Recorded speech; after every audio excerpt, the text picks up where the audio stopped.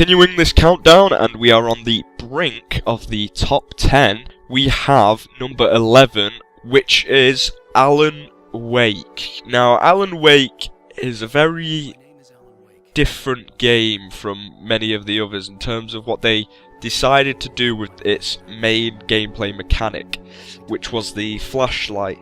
But overall, Alan Wake is a, let's say, psychological thriller, I think it was titled as. And it is very story-based, but it is also very gameplay-based, and it also has some horror aspect in it, which is quite strange, because it didn't really seem that much of a horror to go into, but then it turned out to be very horrifying once you were inside. And basically what you do is you play as Alan Wake, and he is a writer, and he's been having a bit of writer's block, so you go away to this place.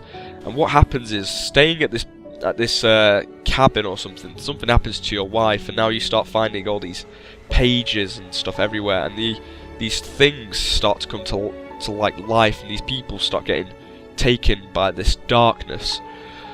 And the way to combat this darkness is to use a flashlight, and that is your only way, and then you can, you know, blow them away with what other sort of weapon you have.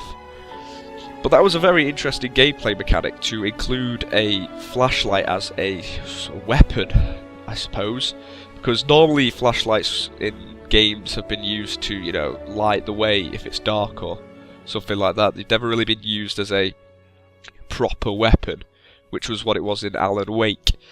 And Alan Wake's story is one of the finest stories I think I've ever experienced in a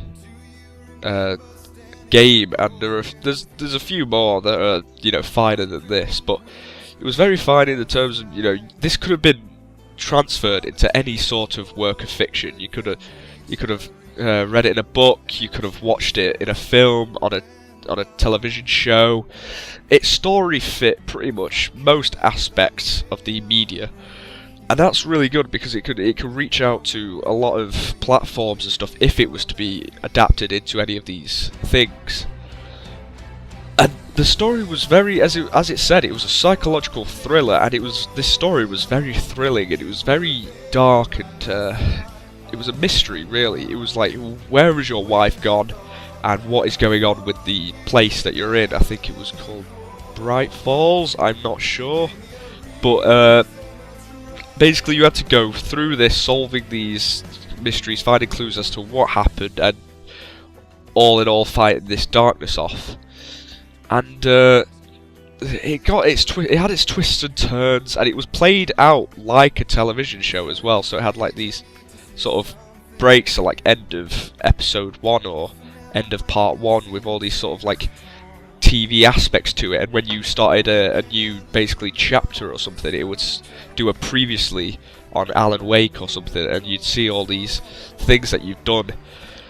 And it was very cool, it was very interesting, and it was fun to play as well, because you'd have these moments of tense fighting, and sometimes running away and fighting off these darkness beings, using the light effectively, and it was a very well made game. They used gameplay mechanics to their advantage. It was a very interesting gameplay mechanic that I don't think has been used before, which came together in a wonderful, wonderful event where you have to, basically, I think it was a rock concert, and you had to fight off, you know, hundreds of these enemies. It was so exciting, and it was so intense, the action.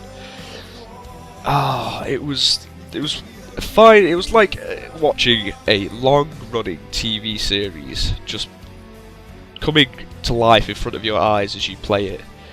It was a very satisfying game with a very satisfying end, even though it ended quite abruptly.